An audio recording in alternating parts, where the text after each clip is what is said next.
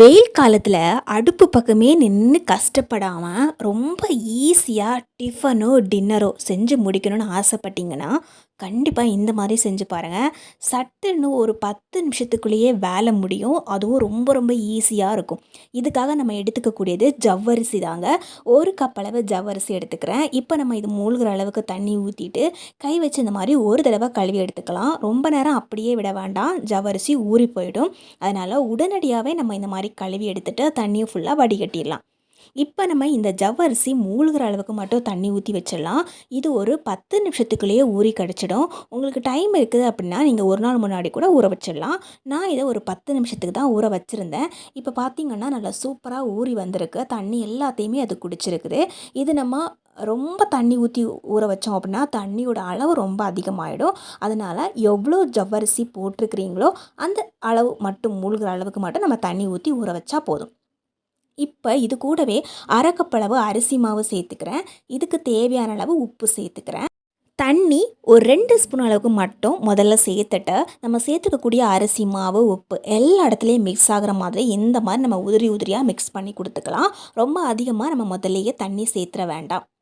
இப்போ இந்த மாதிரி நல்லா மிக்ஸ் பண்ணதுக்கு அப்புறமா கொஞ்சமாக ஒரு 1/4 டம்ளர் அளவு தண்ணி மறுபடியும் சேர்த்து இந்த மாதிரி லைட்டாக ஒட்டுற அளவுக்கு மட்டும் நம்ம மிக்ஸ் பண்ணி எடுத்துக்கணும். தண்ணியோட அளவு ரொம்ப அதிகமாகிடுச்சுன்னா ரொம்ப பெசு பெசுன்னு ஆகிடும். அதனால் இந்த மாதிரி கொஞ்சம் ஒட்டுற மாதிரி நம்ம மிக்ஸ் பண்ணி எடுத்தால் போதும். இப்போ கையில் வச்சு நம்ம இந்த மாதிரி உருண்டையாக பிடிச்சோன்னா இந்த மாதிரி உருண்டையாக வரணும். அவ்வளவுதான். தண்ணி கொஞ்சம் கம்மியாக இருக்குன்னா நீங்கள் கொஞ்சம் எக்ஸ்ட்ரா ஊற்றி மிக்ஸ் பண்ணி எடுத்துக்கோங்க. இப்போது எல்லா ஜவ்வரிசியும் நம்ம இந்த மாதிரி உருட்டிட்டு சின்ன சின்ன உருண்டைகளாக உருட்டி எடுத்துக்கலாங்க. இது ரொம்ப ஈஸியான வேலை. ஜஸ்ட் இந்த ஜவ்வரிசி மட்டும் நம்ம ஊற வச்சு எடுத்துக்கிட்டோம் அப்படின்னா ஒரு 10 நிமிஷத்துலேயே நம்ம செஞ்சு முடிச்சிடலாம். டேஸ்டியாகவும் இருக்கும், ஹெல்த்தியாகவும் இருக்கும். இப்போ எல்லா ஜவ்வரிசியுமே நம்ம இந்த மாதிரி உருண்டைகளாக உருட்டி எடுத்துட்டோம். இதுக்கு நம்ம மாவு அரைக்கணும்னு அவசியம் கிடையாது. இட்லி மாவு இல்லாத டைமில் கூட நம்ம இந்த மாதிரி செஞ்சு எடுத்துக்கலாம். முக்கியமான ஒரு விஷயங்க, இது நம்ம சின்ன சின்ன உருண்டைகளாக நம்ம உருட்டிடக்கூடாது. கொஞ்சம் பெருசாகவே இந்த மாதிரி உருட்டி எடுத்துக்கணும். ரொம்ப குட்டியாலாம் உருட்டிட வேண்டாம். நான் எல்லாத்தையுமே கொஞ்சம் பெரிய பெரிய உருண்டைகளாக தான் உருட்டி எடுத்து வச்சுக்கிறேன். இப்போது நம்ம ஒரு கடாய் எடுத்துக்கலாம். இதில் 1 ஸ்பூன் அளவுக்கு சமையல் எண்ணெய் சேர்த்துக்கலாம். ஒரு பெரிய வெங்காயம் சின்னதாக கட் பண்ணி வச்சுருந்தேன், அதை நம்ம அப்படியே இதில் சேர்த்துக்கலாம். கொஞ்ச நேரம் மட்டும் வதக்கி விட்டுக்கோங்க. ஒரு கண்ணாடி பதம்னு சொல்லுவோம் இல்லைங்களா, அது ஹை ஃப்ளேமில் வச்சுட்டு 1 நிமிஷத்துக்கு வதக்குனாவே போதும். இது நல்லா சூப்பராக வதங்கி வந்துடும். ரொம்ப தீஞ்சு போகணுமோ கலர் மாறணும் அந்த மாதிரியெல்லாம் கிடையாது. ஜஸ்ட் இந்த மாதிரி நமக்கு வதங்கி வந்தால் போதும். இது கூட 1/4 ஸ்பூன் அளவுக்கு இஞ்சி பூண்டு விழுது சேர்த்துக்கிறேன். நல்ல வாசனையும் டேஸ்ட்டு கொடுக்கும். இப்போ இதோட பச்சை வாடை போகிற அளவுக்கு நம்ம இந்த மாதிரி வதக்கி விட்டாவே போதும். அதுக்கப்புறமா உங்களுக்கு எந்த காய் பிடிச்சிருக்கோ அந்த காயை நீங்கள் இதில் சேர்த்துக்கலாம். பட்டாணி சேர்த்துக்கலாம், பீன்ஸ் சேர்த்துக்கலாம், கேரட், உருளைக்கிழங்கு, இந்த மாதிரி உங்களுக்கு எந்த காய் வேணாலும் உங்களுக்கு டேஸ்ட்டுக்கு தகுந்த மாதிரி நீங்கள் பிடிச்சிக்கலாம்.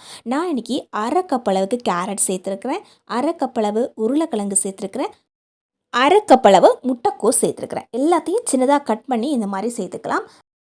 இப்போ எல்லாத்தையும் ஒரு தடவை நல்லா மிக்ஸ் பண்ணி விட்டுக்கலாங்க. இப்போ இதுக்கு தேவையான அளவு உப்பு சேர்த்துட்டு நம்ம மிக்ஸ் பண்ணோன்னா சீக்கிரமாக வெந்தும் கிடைக்கும். அதே சமயத்தில் அந்த காயில் உப்பும் ஏறும். இப்போ எல்லாத்தையும் ஒரு தடவை நல்லா மிக்ஸ் பண்ணி விட்டுட்டு கடைசியாக இதில் கொஞ்சமாக தண்ணி சேர்த்துக்கணும். தண்ணி ரொம்ப சேர்த்துட வேண்டாம்.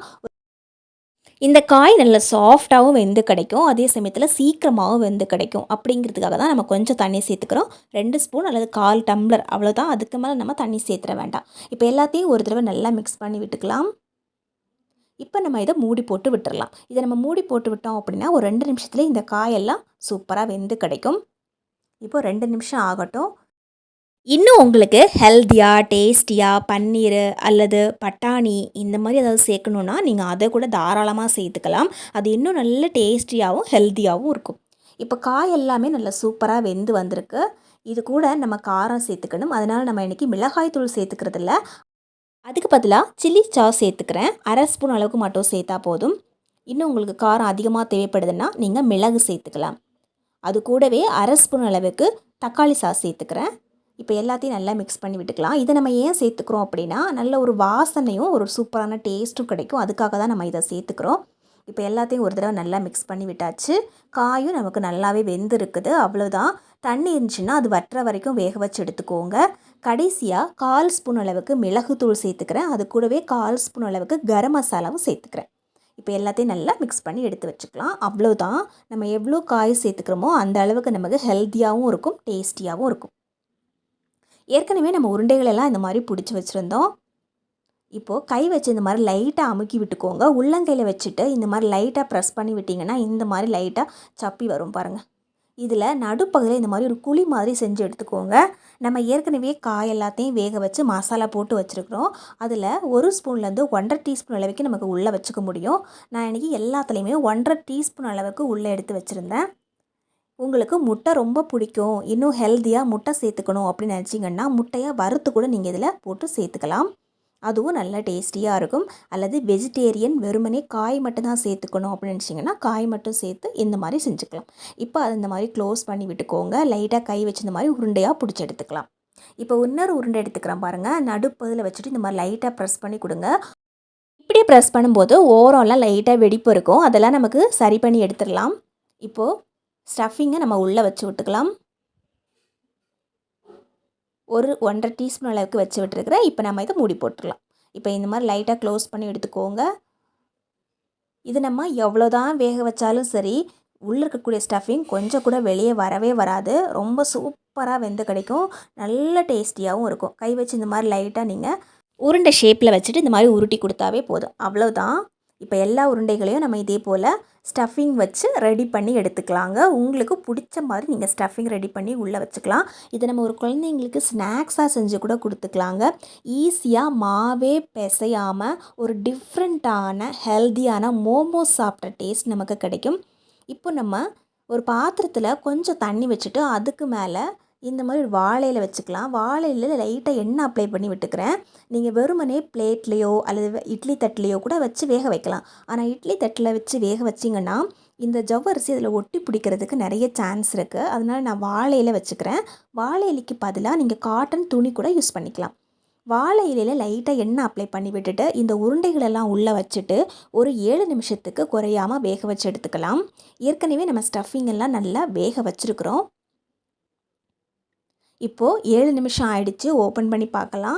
கையில் கொஞ்சம் கூட ஒட்டாமல் வந்திருக்கு. பார்க்குறதுக்கு அவ்வளோ சூப்பராக இருக்கும். நல்லா பன்னு மாதிரி உப்பி இருக்கும் பாருங்கள். ஒவ்வொரு உருண்டை எடுத்து சாப்பிட்டாவே அவ்வளோ டேஸ்டியாக இருக்கும். நம்ம கடையிலெல்லாம் போய் ஆர்டர் பண்ணி மோமோஸ் வாங்கி சாப்பிட்றதுக்கு வீட்லேயே ஈஸியாக கை வலிக்க மாவும் பிசையாமல் ஈஸியாக இந்த மாதிரி செஞ்சு எடுத்துக்கலாம். நம்ம டிஃபன் சாப்பிட்ட மாதிரியும் இருக்கும், ஸ்நாக்ஸ் சாப்பிட்ட மாதிரியும் இருக்கும். ஒரு டின்னர் வேணுன்னா கூட நம்ம இந்த மாதிரி செஞ்சு சாப்பிட்டுக்கலாம். இதுக்கு பெரிய அளவில் சைடிஷ் வேணும் அப்படின்னு கூட அவசியம் கிடையாதுங்க. ஒரு வேளை உங்களுக்கு சைடிஷ் வேணும் அப்படின்னா நீங்கள் தக்காளி சாஸ் வச்சு சாப்பிட்டுக்கலாம். அல்லது சும்மா கூட நம்ம கடிச்சு சாப்பிட்டுக்கலாம். உள்ளே இருக்கக்கூடிய ஸ்டஃபிங்கே அவ்வளோ டேஸ்ட்டு கொடுக்கும் நமக்கு. இப்போ நம்ம ஓப்பன் பண்ணி பார்க்கலாம் உள்ளே எப்படி இருக்குன்னு பாருங்கள். எவ்வளோ சூப்பராக இருக்குது பாருங்கள். நம்ம உள்ளே வச்சுக்கக்கூடிய ஸ்டஃபிங் கொஞ்சம் கூட வெளியே வரவே வராது. அவ்வளோ சூப்பராக இருக்கும். வெயில் காலத்துலையோ இல்லை நார்மல் டைம்லேயோ அடுப்புக்கிட்ட நின்று ரொம்ப நேரம் கஷ்டப்பட்டு வேலை செஞ்சு இட்லி தோசை போட்டு அதுக்கு சட்னி சாம்பார் செய்கிறத விட இது எவ்வளோ ஈஸியான வேலைன்னு பாருங்கள். ரொம்ப ஈஸியான ஒரு டிஃபன் செய்யணும்னா கண்டிப்பாக இந்த மாதிரி செஞ்சு பாருங்கள். வீடியோ பிடிச்சா லைக் பண்ணி ஷேர் பண்ணுங்கள். கண்டிப்பாக ட்ரை பண்ணி பாருங்கள்.